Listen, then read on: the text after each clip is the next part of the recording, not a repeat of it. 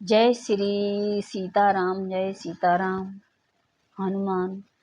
उस हरि माया ने रास्ते में 100 योजन 400 कोस एक नगर रचा। उस नगर की भांति की रचनाएं लक्ष्मी निवास भगवान विष्णु के नगर बैकुंठ में से अधिक सुंदर थी। उस नगर में ऐसा सुंदर नर नारी बसते थे मानो यह बहुत कामदेव और स्त्री रति ही मनुष्य शरीर धारण किए हुए हों। उस नगर में शील निधि नाम का राजा रहता था। उसके यहाँ असंख्य घोड़े, हाथी और सेनाएं समूह टुकड़ियां। उसका वैभव और विलास 100 इंद्रियों समान था। वह रूप, तेज, बल, नीति का घर था। उसके विश्व मोह करनी एक ऐसी रूपवती कन्या थी जिसके रूप को देखकर लक्ष्मी जी मोहित हो जाएं। वह सब गुणों और खान भगवान की माया ही थी। उसमें शोभा का वर्णन कैसे किया जा सकता है। वहां राजकुमारी स्वयंवर करना चाहती थी, जहां वहां अनगिनत राजा आए हुए। खिलवाड़ी मुनि नारद जी उस नगर में गए। निवासियों से उन्होंने सब हाल पूछा। सब समाचार सुनकर राजा के महल में आए। राजा ने मुनि को आसन पर बैठाया। फिर राजा ने राजकुमारी को लाकर नारद को दिखलाया और पूछा कि हे नाथ, आप अपने हृदय में विचार कर इसके सब गुण दोष कहिए। उनके रूप को देखकर मुनि वैराग्य भूल गए और बड़ी देर तक उसी की ओर देखते ही रह गए। उसके लक्षण देखकर मुनि अपने आप को भी भूल गए और हृदय में हर्षित हुए और पर प्रकट रूप उन लक्षणों को नहीं कहा।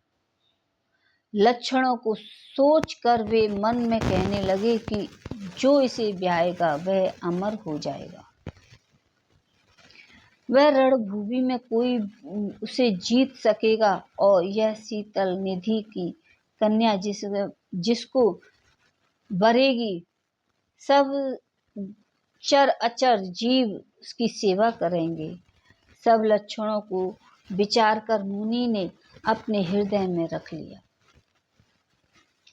राजा के कुछ अपनी ओर बनाकर कह दिया। राजा से लड़की के सुलक्षण कहकर नारद जी चल दिए।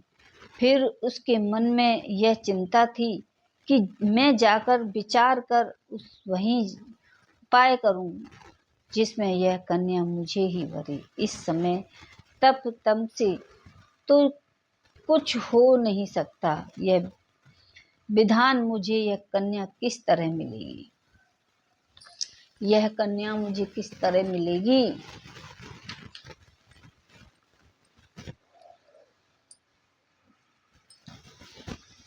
इस समय तो बड़ी भारी शोभा और विशाल सुंदर रूप चाहिए जिसे देखकर राजकन्या मुझ पर रीझ जाए, तब जयमाला मेरे गले में डाल दे।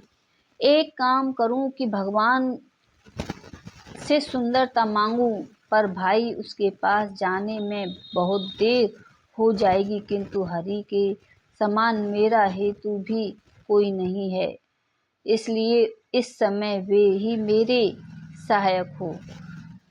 उस समय नारद जी ने भगवान को बहुत प्रकार से विनती की। लीलाएं मैं कृपालु प्रभु वही प्रकट हो गए। स्वामी को देखकर नारद जी के नेत्र शीतल हो गए और वे मन में बड़े ही हर्षित हुए। फिर अब तो काम बन ही जाएगा।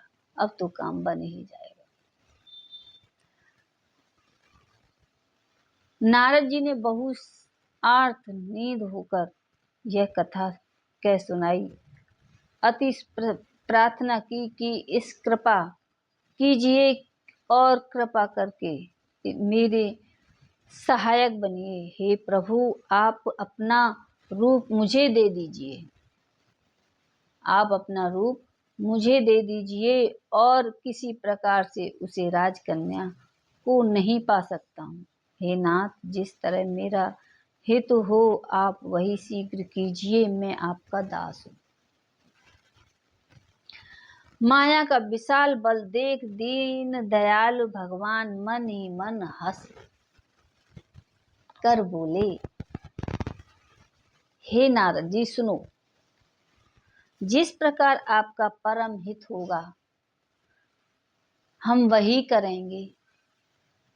दूसरा कुछ हमारा वचन असत्य नहीं होता है।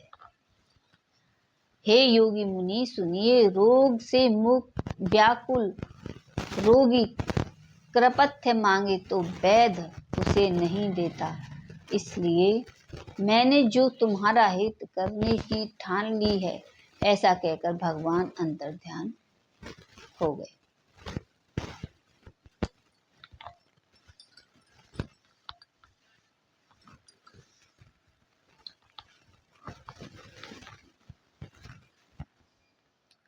राजा लोग खूब सज धज कर समाज सहित अपने अपने आसन पर बैठ गए। मुनि नारद मन प्रसन्न हो रहे थे कि मेरा रूप बड़ा सुंदर है, मुझे छोड़कर कन्या भूल कर भी दूसरे को ना वरेगी, मुझे छोड़ के दूसरे को नहीं वरेगी। कृपा निधान भगवान के मुनि कल्याण के लिए उन्होंने ऐसा ही कुरूप बना दिया कि उसका वर्णन नहीं हो सकता। वह यह चरित्र कोई भी न जान सका, जिससे वह नारद ही जानकर प्रणाम किया। वहां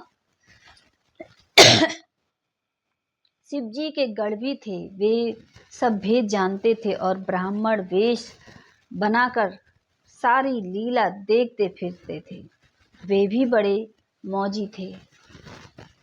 नारद जी अपने हृदय में रूप का बड़ा अभिमान लेकर जिस समाज पंक्ति में जाकर बैठे थे, शिव जी के दोनों गढ़ भी वहीं बैठ गए। ब्राह्मण के वेश में होने के कारण उनकी इस चाल को कोई न जान सका।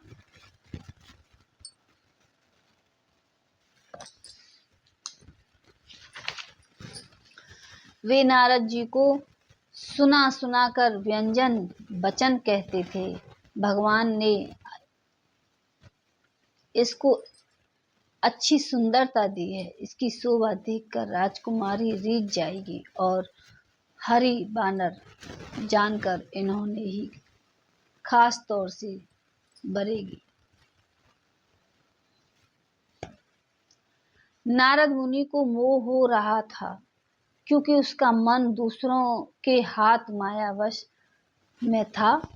शिव जी के गढ़ बहुत प्रसन्न होकर हंस रहे, यद्यपि मुनि उनकी अटपटी बातें सुन रहे थे। तब बुद्धि भ्रमण सुनने के कारण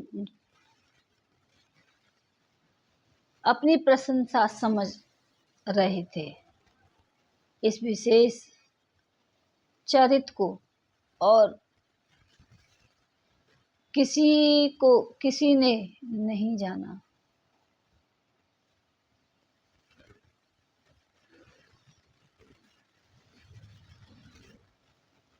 तब राजकुमारी सखियों को साथ लेकर आई, इस तरह चली मानो राज सिंहनी चल रही है। वह अपने कमल जैसे हाथों को जयमाला लिए राजाओं को देखती हुई घूमने लगी। जिस ओर नारद जी रूप के गर्व में फूले बैठे थे, उस ओर भूल कर भी नहीं ताका। नारद मुनि बार बार उचकते और झटपटाते हैं। उसकी दशा देखकर शिव जी के गढ़ मुस्कराते हैं। कृपालु भगवान भी राजा का शरीर धारण कर वहां जा पहुंचे। राजकुमारी ने हर्षित होकर उनके गले में जयमाला डाल दी। लक्ष्मी निवास भगवान दुल्हनिया को ले गए और राजमंडली निराश हो गई। मोह के कारण मुनि की बुद्धि नष्ट हो जाती थी। इससे वे राजकुमारी को गई देख बहुत ही विकल हो गए, मानो गांठ से छूटकर मणि गिर गई हो। तब शिव जी के गणों ने मुस्कुरा कर कहा, जाकर दर्पण में अपना मुंह देखिए। जाकर दर्पण में अपना मुंह देखिए। नारद जी से शिव जी के गण बोलते हैं, तुम दोनों कपटी और पापी राक्षस समझ हो जाओ, तुम्हारी हंसी ही उसका फल चखो। अब फिर उसकी मुनि की हंसी करना। मुनि ने फिर जल में देखा तो उन्होंने अपना असली रूप प्राप्त हो गया। तब भी उन्हें संतोष नहीं हुआ। उनके होठ फड़क रहे और मन में क्रोध भरा था, परंतु वे ही भगवान कमलपति के पास चले। मन में सोचते जाते हैं, जाकर यह तो श्राप दूंगा ही, प्राण दे दूंगा। उन्होंने जगत में मेरी हंसी कराई। दैत्यों के शत्रु भगवान श्री हरि उन्होंने बीच रास्ते में ही मिल गए। साथ में लक्ष्मी जी और वहीं राजकुमारी थी। देवताओं के स्वामी भगवान मीठे वाणी से कहा, हे मुनि, व्याकुल की तरह कहाँ चले जा रहे हो? शब्द सुनते ही नारद को बड़ा क्रोध आया। माया के वशीभूत होने के कारण मन में चेत नहीं रहा।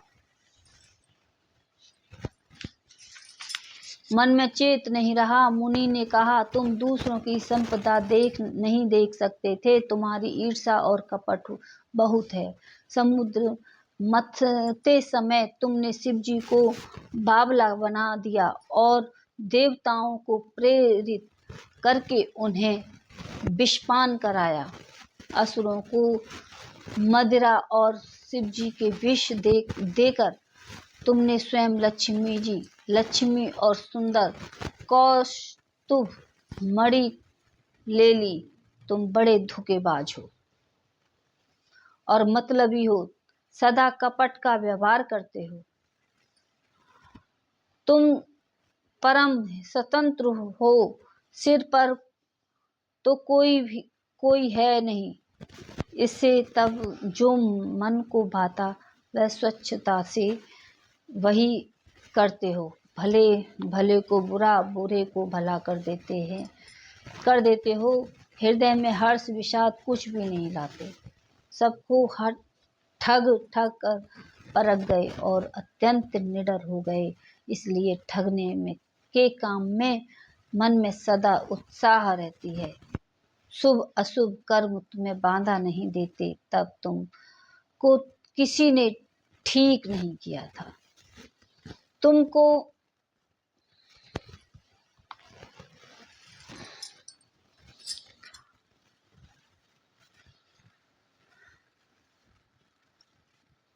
तुमको अच्छे घर बना दिए, मेरे जैसे जबरदस्त आदमी से छेड़खानी की, अतः अपने किए का फल अवश्य पाओगे।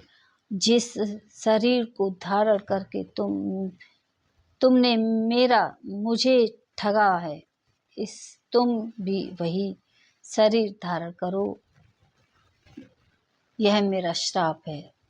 तुमने हमारा रूप वर्णन का बना दिया, इससे बंदर ही तुम्हारी सहायता करेंगे। मैं इस स्त्री को चाहता था जिससे मेरा वियोग करार तुमने मेरा बड़ा ही अहित किया है। इससे तुम भी स्त्री के वियोग में दुखी होगे। भगवान के शाप को सिर पर चढ़ाकर हृदय में हर्षित होते हुए प्रभु ने नारद जी से बहुत विनती की और कृपा निदान भगवान ने अपनी माया प्रबलता खींच ली। जब भगवान ने अपनी माया हटा लिया तब वहां न लक्ष्मी ही रह गई न राजकुमारी ही। तब मुनि के अत्यंत भयभीत होकर श्री हरि के चरण पकड़ लिए और कहा, हे शरणागत के दुखों को हरने वाली मेरी रक्षा कीजिए। हे कृपालु, मेरा श्राप मिथ्य हो जाए। यह तब दीनों पर दया करने वाले भगवान ने कहा कि यह सब मेरी इच्छा से ही हुआ है। मुनि ने कहा, मैंने आपको अनेक खोटे वचन कहे और मेरे पाप कैसे मिटेंगे? भगवान ने कहा, जाकर शंकर जी के शरणा का जप करो, इससे हृदय में तुरंत शांति मिलेगी। शिव जी के समान मुझे कोई प्रिय नहीं है। इस विश्वास को भूल कर भी न छेड़ना। हे मुनि पुरारी, शिव जी जिस पर कृपा नहीं करते हैं वह मेरी भक्ति नहीं पाता। हृदय में ऐसा निश्चय करके जाकर पृथ्वी पर विचरो और मेरी माया तुम्हारे निकट नहीं आएगी। बोलो सीताराम की जय। बहुत प्रकार से मुनि को समझा बुझाकर तब प्रभु अंतर्ध्यान हो गए। नारद जी रामचंद्र के गुणों का गान करते रहे। सत्यलोक ब्रह्मलोक को चले गए। शिव जी ने गणों को जब मुनि को मोहरा रहित मन में बहुत प्रसन्न होकर मार्ग जाते हुए देखा, तब भी अत्यंत भयभीत होकर नारद जी के पास आए और उनके चरण पकड़कर दीन वचन बोले, हे मुनिराज, हम ब्राह्मण नहीं हैं, शिव जी के गण हैं। मन में बड़ा अपराध किया जिसके फल हमने पा लिया। हे कृपाल, अब शाप दूर करने की कृपा कीजिए। दोनों पर दया करने वाले नारद जी ने कहा, तुम दोनों जाकर राक्षस हो जाओ। तुम महान ऐश्वर्य, तेज और बल की प्राप्ति हो। तुम अपनी भुजाओं बल से जब सारे विश्वास को जीत लोगे, तब भगवान विष्णु मनुष्य शरीर धारण करेंगे। युद्ध में श्री हरि हाथ से तुम्हारी मृत्यु होगी, जिससे तुम मुक्त हो जाओगे और फिर संसार में जन्म नहीं लोगे। वे दोनों मुनि के चरण में सिर नवाकर चले और समय पाकर राक्षस हुए। देवता प्रसन्न करने वाले, सज्जनों को सुख देने वाले, पृथ्वी का भार हरने वाले भगवान ने एक कल्प में इसी कारण मनुष्य का अवतार लिया। बोलो जय जय श्री हरि। इस प्रकार भगवान को अत्यंत सुंदर, सुखदायक और अलौकिक जन्म कर्म है। प्रत्येक